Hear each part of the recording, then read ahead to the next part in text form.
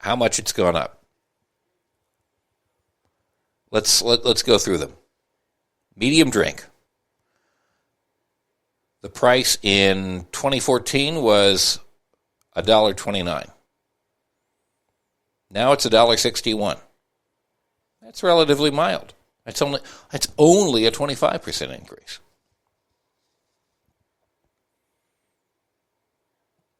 A Big Mac, average 2014 price, $3.99. 2024 price, $5.99. That's a 50% increase. My favorite, the Filet-O-Fish sandwich. 2014, you could get one for $3.49. Now the typical price in 2024 is $5.49. That's a 57% increase. And I know, look, you may live in a different part of the country where this is not exactly what is being charged, what wasn't charged then.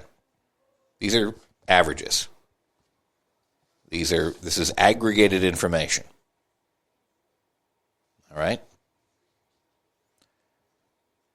If you want to get a Happy Meal, a 4-piece McNugget Happy Meal for your kid, in 2014 would have been $2.99. Now, $2 more, $4.99, 67% increase.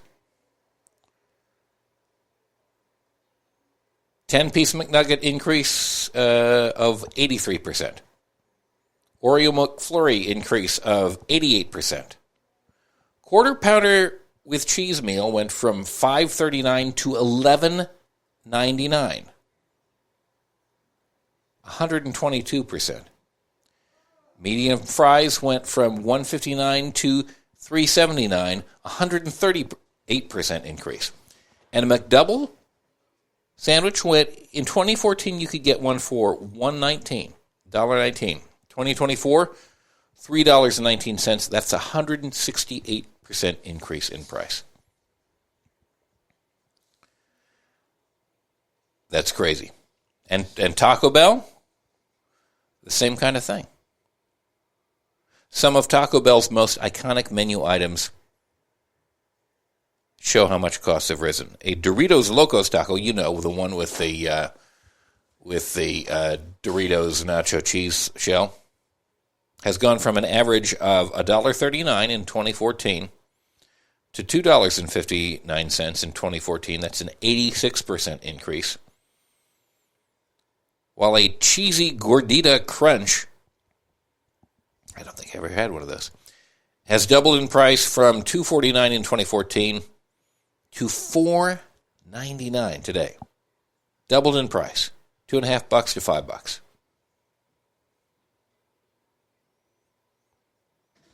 And the beefy 5-layer burrito went from a cost of $1.59, an average cost of $1.59 in 2014, to a current price of $3.69. That's a 132% increase. Chipotle. 2014, the average price for an entree was $6.75. Those same meals cost $10.50 or more today.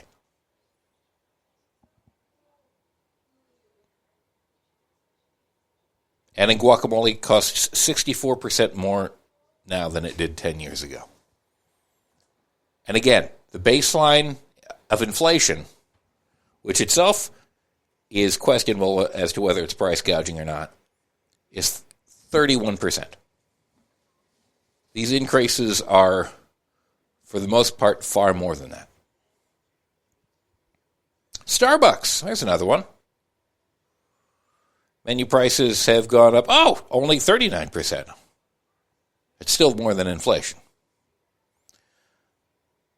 Burger King prices, 55%. They've gone up 55%.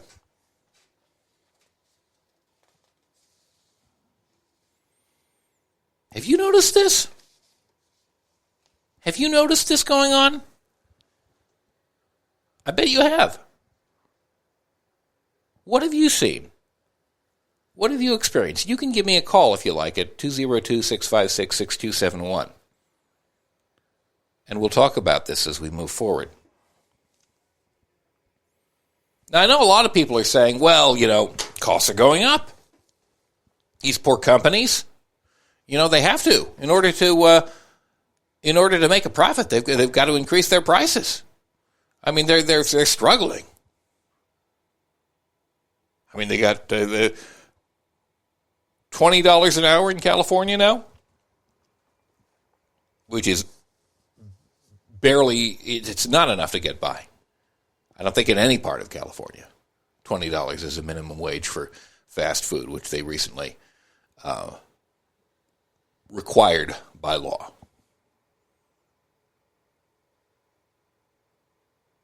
Are fast food companies struggling? They are not struggling. According to commondreams.org, McDonald's has made $8.5 billion in profit last year. $8.5 billion in profit. That's where your money is going. That's where the 100% increase in prices is going, to their profit. Burger King made $1.2 billion in profit. Starbucks made $4.1 billion in profits. And what are they spending the money on? They're spending it on stock buybacks. The 10 largest publicly traded fast food companies spent $6.1 billion in stock buybacks last year alone. That while fast food prices soared by 46.8% over the last decade. Well, that's what Common Dreams says. But as we've seen by the metrics, according to FinanceBuzz.com, it's more like 60%. In 2023, fast food companies charged their customers 27% above their production costs. That's where your money's going.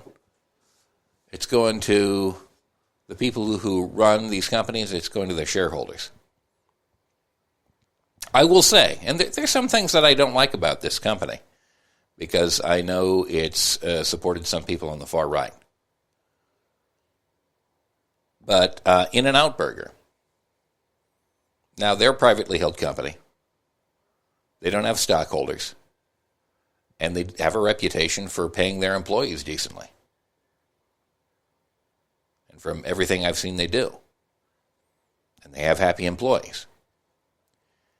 And this is just anecdotal, but it's way cheaper to buy a burger at In-N-Out Burger if you live near one. Certainly their prices have not gone up as much as McDonald's has. So I have to laud them a little, even though I am critical about some of the political contributions that those associated with the company have made.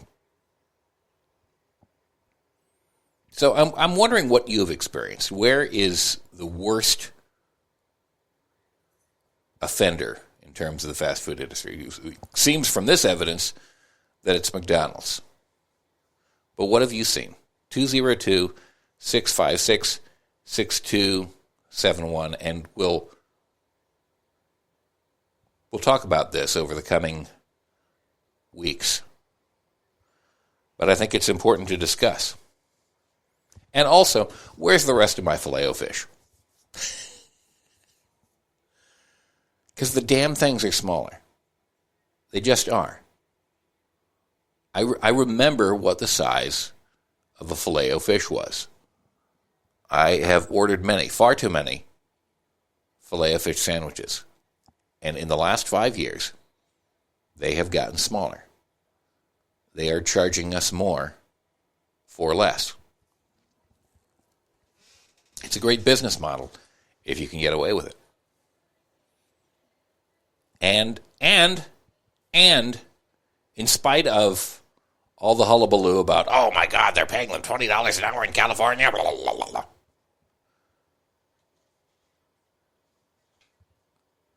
The wages of their employees have fallen in comparison to what their money can buy, in comparison to inflation. Inflation has reduced their salaries, even in places like California. So they're paying their employees less. They're charging you more. They're reducing the portions.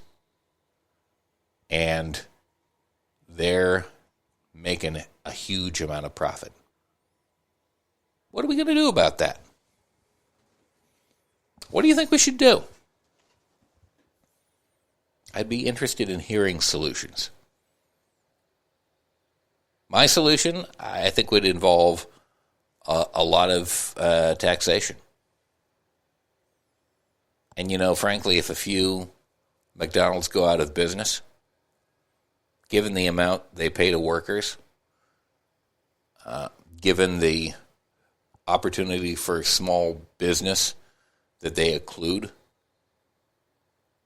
smaller businesses that they cause to go out of business, and the impact that it has on our waistlines and our health, I'd say that a few fewer McDonald's or Taco Bells or even Chipotle, which is nominally more healthy. If we had a few fewer of those, it would be better for us. If we had more local businesses that we bought from, again, which are a better deal, I think that would be better for our communities. It would be better for our economies. It would be better for our bodies. By the way, I want to give, speaking of fast food, an RIP to Morgan Spurlock, who 20 years ago addressed the fast food industry with his documentary Super Size Me, in which he, for a number of weeks or months, ate nothing but fast food and saw how detrimental that was to his health, both physical and mental. He passed away this week. He was only 53 years old. I think it was complications from cancer. And I know he had a lot of other issues in his life. I know that he had come forth and talked about his issues with women. He admitted to problems with sexual harassment and assault. And I don't think he ever really completely took responsibility for this. And that's a shame. And we need to remember that too. But he put some important information out there and framed it in an important way. So, Morgan Spurlock, rest in peace. I'm Beowulf Rockland. This is Facepalm America. You can go again to facepalmamerica.com for more information. 202-656-6271 is the number that you can call if you want to follow up on any of this. And until next time,